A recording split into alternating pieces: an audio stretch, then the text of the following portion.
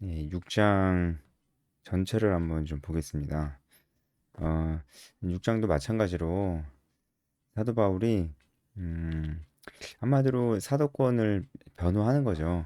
예, 사도라는 것에 대해서 의심하는 사람들이 있으니까 사도권을 변호하는 거긴 한데 어, 지금 바울이 사도권을 변호하는 게 맞나 싶을 정도로 그냥 바울의 신앙 고백이 담겨져 있어서 바울의 어떤 열정과 하나님을 향한 신뢰와 그 사랑과 그 헌신 다 볼 수 있습니다.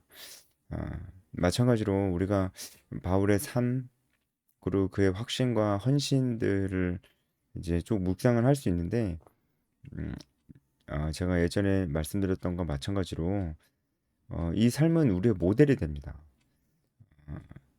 어떻게 우리가 이런 바울의 삶을 모델로 삼을지를 생각해 보면서 이 말씀을 묵상하는 것이 좋을 것 같습니다. 한 절씩 보겠습니다. 우리가 하나님과 함께 일하는 자로서 너희를 권하노니 하나님의 은혜를 헛되이 받지 말라.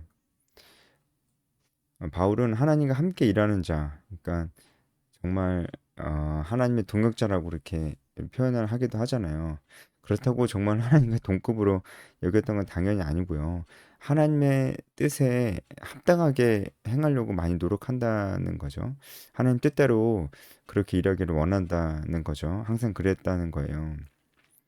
하나님의 은혜를 헛되이 받지 말라. 이거는 어떤 의도로 얘기하는 거냐면 지금 고린도 교인들이 특히 바울의 사도권을 의심하는 그 사람들이 그 사람들 자체가 어, 거짓 복음을 가르치는 거짓 선지자들도 그 안에 있었고 그 거짓 선지자들의 가르침을 따르는 자들도 있었습니다. 그들이 지금 하나님의 은혜를 헛되이 받고 있는 거잖아요. 거짓 가르침에 이제 속아 넘어가거나 거짓 가르침을 가르치면서 지금 그런 상황이 있으니까 바울이 이제 그런 것들 정말 안타깝게 여기면서 하나님의 은혜를 헛되이 받지 말라고 이렇게 얘기를 하고 있는 겁니다.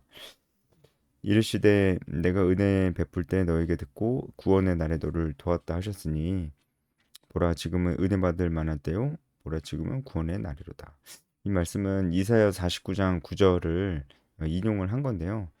어, 말씀을 보면은 어, 하나님의 은혜를 받을 만한 때요 이렇게 나와 있는데 어, 원어로 보면은 하나님께서 그들을 받을 만한 때다라는 뜻입니다. 그러니까 지금은 은혜 받을 만한 때요 이러면은 우리가 은혜를 받을 만한 때라는 것 같잖아요. 그런데 원어적으로는 하나님이 우리를 받을 만한 때라고 하는 겁니다. 그 말이 사실 그 말이긴 한데 어, 우리가 은혜를 받는다는 게 하나님이 우리를 받아주시는 게 우리에게 은혜잖아요. 근데 원어적으로는 같은 뜻인데 지금은 하나님께서 우리를 받아주실 만한 때다라는 거예요. 그래서 구원의 날이로다 이렇게 얘기하는 겁니다. 이게 무슨 말이겠어요? 이전에는 예수님께서 오시기 전까지는 이 구원의 메시지가 선명하게 우리에게 보여지지 않았고 예수 그리스도를 믿음으로 구원받는 일들이 없었는데 이제 예수님께서 오셨고 부활 승천하셨기 때문에 그를 믿기만 하면 믿음으로 구원을 받는 길이 열렸습니다. 예수님 통해서 하나님께서 우리를 받아주시게 됐어요. 그것이 하나님의 깊으신 뜻이었기 때문에 그래요. 그래서 지금이 하나님이 우리를 받아주시는 때고 구원의 날이다. 이게 진짜 참된 복음이기 때문에 바울이 이 참된 복음에 대해서 얘기하면서 은혜를 헛되이 받지 말라고 이렇게 얘기를 하는 겁니다. 이제 3절부터 아니 바울 자신의 어떤 고백적인 이야기들이 나오는데 이것 또한 바울이 자기 얘기를 하는 이유가 내가 이만큼 순전한 마음으로 너에게 갔다. 어, 그러므로 내가 어떤 자기의 유익을 위해서 가서 막 어, 다가가서 말을 전하고 어, 그리고 무엇인가를 바라고 하는 그런 사람들과는 다르다. 나를 그렇게 오해해서는 안 된다. 더 정확히 말하면 내가 너희에게 전하는 이 복음을 그렇게 오해해서는 안 된다라는 것을 얘기해 주면서 얼마나 순전한 마음으로 고린도 교인들에게 갔는지에 대해서, 그리고 또 그들 안에서 사역했는지, 그리고 고린도뿐만이 아니고 바울이 전반적으로 사역을 할 때 어떤 태도와 어떤 마음과 어떤 중심이었는지를 자기 고백적으로 얘기를 하는데, 이것이 제가 앞서 말씀드렸던 것처럼 우리가 정말 본받아야 될 그런 마음입니다. 하나씩 보겠습니다. 우리가 이 직분이 비방을 받지 않게 하려고 무엇이든지 아무에게도 거리끼지 않게 하고 자기의 행동을 굉장히 조심했다는 거예요. 왜냐면은 이 직분이 비방을 받지 않게 하려고. 이 직분이 뭡니까? 이전에 말씀에 나오는데 바로 하나님과 화목하게 하는 직분입니다. 복음을 전하고 제자를 삼는 그 직분입니다. 그 직분이 비방을 받지 않게, 이 직분이 뭔가 오해를 사고 바울은 이 직분 때문에 행하는 것인데, 바울이 자기의 유익을 구하려고 자기 명예를 높이려고 한다, 이런 얘기 안 들으려고, 그러려고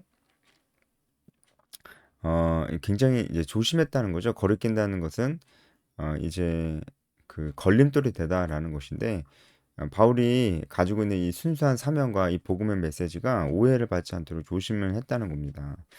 그래서 오직 모든 일에 하나님의 일꾼으로 자처하여 많이 견디는 것과 환난과 궁핍과 고난과, 지금부터 이제 쭉 바울이 어떤 삶을 살았는지가 쭉 나와요. 그리고 이 삶들은 바로 바울이 아무에게도 걸림돌이 되지 않고 오직 이 직분에 충실했다는 것을 뒷받침해 주는 겁니다. 그러니까 아무에게도 걸림돌이 될 수가 없는 게, 바울이 자기의 유익을 구하는 사람이라면 이런 삶을 살 수가 없거든요. 그러니까 이런 삶을 살았다고 얘기하는 것은 바울이 나의 유익을 구하는 자가 아니었고, 나는 하나님께서 주신 직분에 충실했던 것이고, 그리고 내가 너희들을 향한 마음도 아주 순전했다. 내가 너희들을 정말 사랑하는 마음이 충만하다. 열정이 가득하다. 이런 바울의 마음을, 그의 삶을 얘기해 주면서 전달하는 것입니다. 오직 모든 일에 하나님의 일꾼으로 자천하여 많이 견디는 것과 환난과 궁핍과 고난과, 많이 견디는 건 환난, 궁핍, 고난, 이렇게 이제 나와 있는데요. 어, 뭐 이거 그렇게 중요한 건 아닌데, 바울이 말하는 바울의 고난이 한 세 가지 종류가 됩니다. 어, 일반적인 고난, 환난, 궁핍, 이제 고난, 이런 것들이 이제 일반적인 고난이고요. 둘째는 구체적인 박해들, 매맞는 것이나 갇히는 것이나 이런 것들. 그리고 세 번째는 외부적인 박해가 아니고 자발적인 인내, 이런 자지 못함, 수고로움, 이런 것들. 이렇게 좀 분류는 해볼 수 있습니다. 어쨌든 어, 바울의 어떤 고난이라는 것은 아주 일반적인 고난도 있었고, 그리고 외부에서 오는 고난이 있었고, 그리고 내부적으로도 자기가 어, 스스로 이렇게 어, 그 이런 뭐 자지 못하는 것이나 먹지 못하는 것이나 수고로움이나 이런 자발적인 고난들도 있었다는 거예요. 그런 것들이 있었다는 것을 쭉 얘기해 줍니다. 어, 그쵸? 어, 이 고난들 가운데서는 제가 뭐 딱히 설명은 안 드리겠습니다. 여러분 그대로 보시는 그대로 해석하시면 되고요. 6절에 가면은 깨끗함과 지식과 오래 참음과 자비함과 성령의 감화와 거짓없는 사랑과, 여기서부터는 어, 어, 이 바울의 고난의 이야기라기보다는 바울이 어떠한 마음으로, 이런 고난 가운데서도 바울이 어떠한 마음으로 이 사명을 감당했는지, 고린도 교인들에게 나아갔었는지를 얘기해 주는 거예요. 바울의 마음이 이랬다. 그리고 그런 마음들을 가지고 갈 수 있었던 것이 바로 성령의 감화와 말씀, 하나님의 능력을 무기 삼아서 갔기 때문에 가능했다라는 얘기입니다. 바울이 어떤 마음이었냐면 깨끗한 마음, 이제 순결하고 흠이 없는 그런 마음이죠. 그리고 이제 지식은 하나님을 아는 지식입니다. 오래 참음도 있었고, 자비함도 어, 있었고, 거짓이 없는 사랑도 있었습니다. 그리고 성령의 감화가 뭐 가장 핵심적이었겠죠. 성령 충만이 있었습니다. 성령 충만이 있었기에 깨끗함, 지식, 오래 참음, 거짓 없는 사랑이 다 가능했겠죠. 저는 정말 이런 바울의 마음 하나하나가 너무 공감이 가거든요.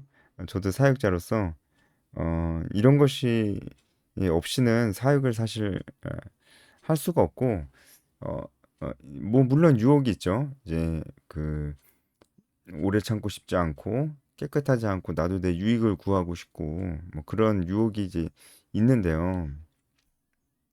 그 유혹에 굴하지 않을 수 있는 힘은 성령 충만이 그 힘을 주는 거고요. 그리고 오래 참음과 자비함과 거짓 없는 사랑이 진짜 있어야 됩니다. 이거 뭐 저는 너무 공감이 되는데 정말 그 생각보다 제가 사역자로서 느끼는 건 생각보다 사람들이 영적인 것에 관심이 없어요. 그리고 육적인 것에 관심이 많습니다. 그럼 아니라고 하는 사람도 있을 거고, 뭐 진짜 아닌 경우도 있는데, 뭐 당연히 개인 차이가 있는데 일반적으로는요. 예, 평균적으로 일반적으로 영적인 것보다 육적인 것에 관심이 많고, 아무리 이제 교회 봉사 열심히 하고 예배 많이 드려도 육적인 것이 육적인 것이 우선순위가 있어요, 자신에게. 그의 삶을 보면 알 수 있어요. 교회에 올 때는 오히려 모릅니다. 평일의 삶을 봐야 되는데요. 삶과 그 마음의 중심, 그가 시간과 물질을 어디에 쓰느냐를 보면은 사실 하나님을 사랑하는 게 맞긴 맞는데 제일 사랑하는 건 아니라고요.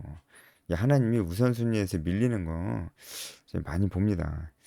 어, 이제 그러다 보니까 제가 가르치는 거 그리고 제가 제시하는 것들을 별로 안 좋아합니다.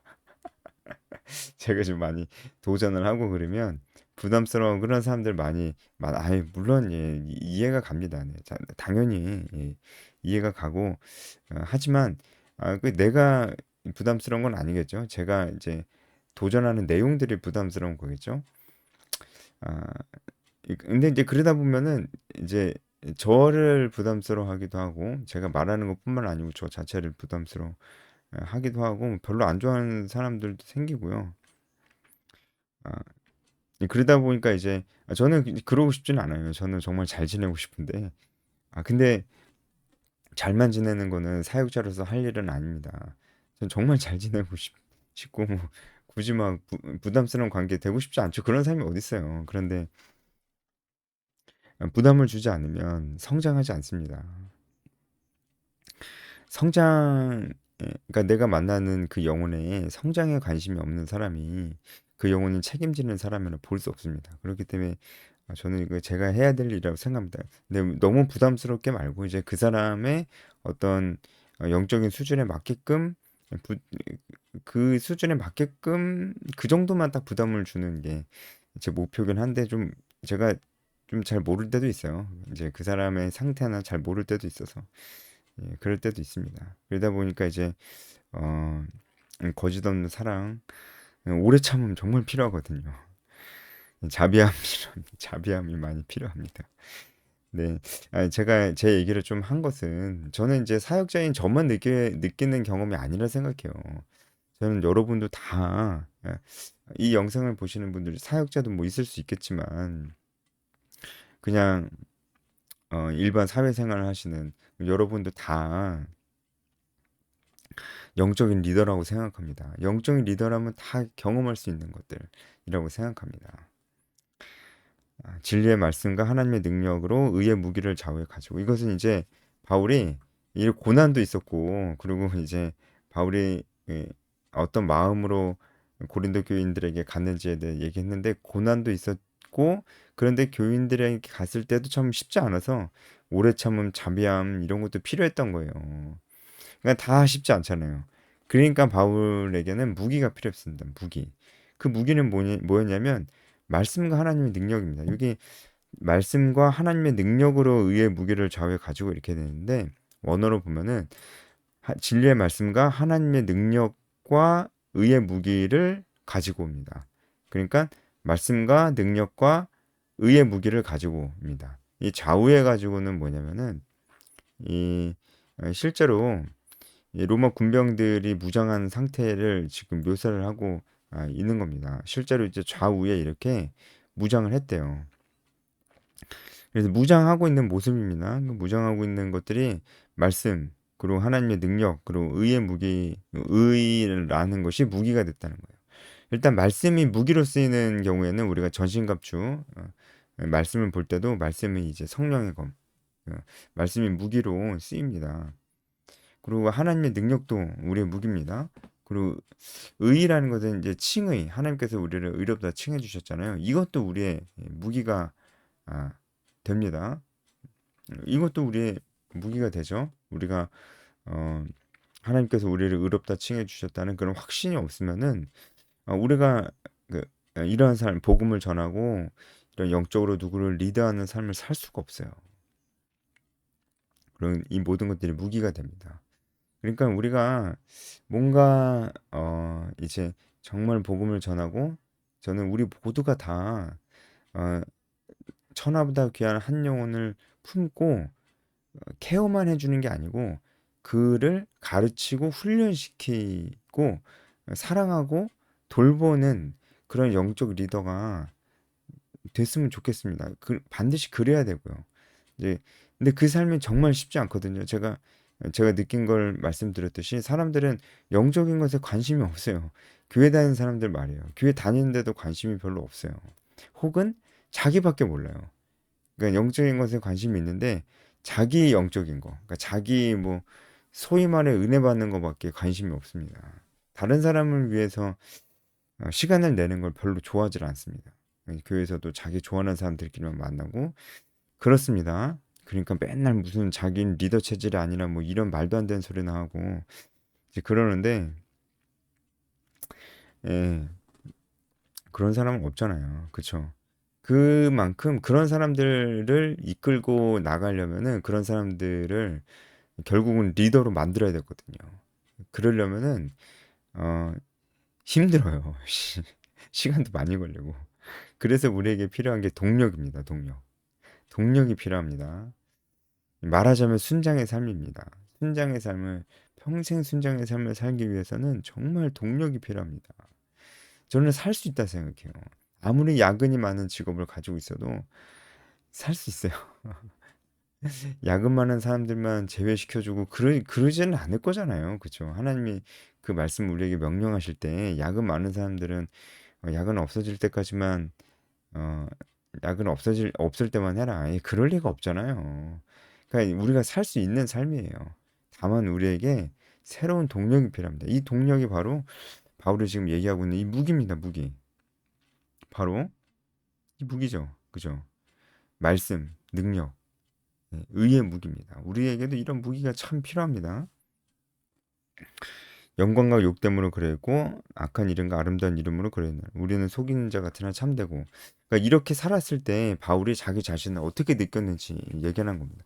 사람들이 우리 이렇게 봤겠지만 사실은 나는 그런 사람 아니었다. 이렇게 그래서 굉장히 대조적인 게 나요.